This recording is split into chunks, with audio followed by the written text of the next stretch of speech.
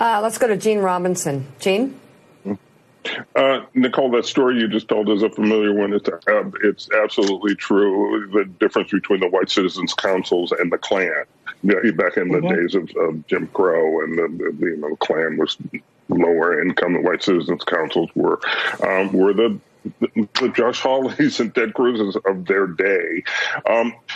So here's the situation, though. We have there are millions of Americans, almost all white, almost all Republicans, who somehow need to be deprogrammed. It's as if they are members of a cult, the Trumpist cult, and who have to be deprogrammed. Do you have any idea how we start that process, much less complete it? Yeah, I don't know. I'm a journalist. I certainly don't know how we can stop people. I know we can look to history, though.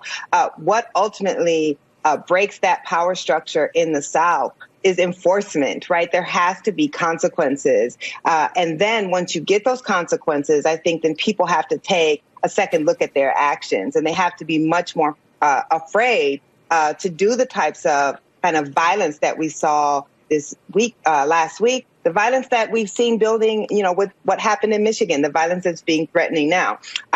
What has long been the case in this country is that we have wanted to quickly move on to reconciliation when it comes to this sort of divide.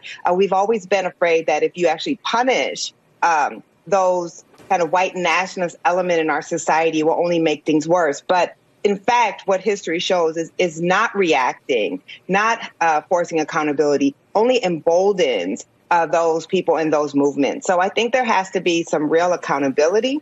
There has to be some enforcement of the laws. And then after that, I think is when you can start trying to build reconciliation. But I think what is clearly the case is not doing anything is only emboldening this to expand. And let me read this really quickly, Mika, from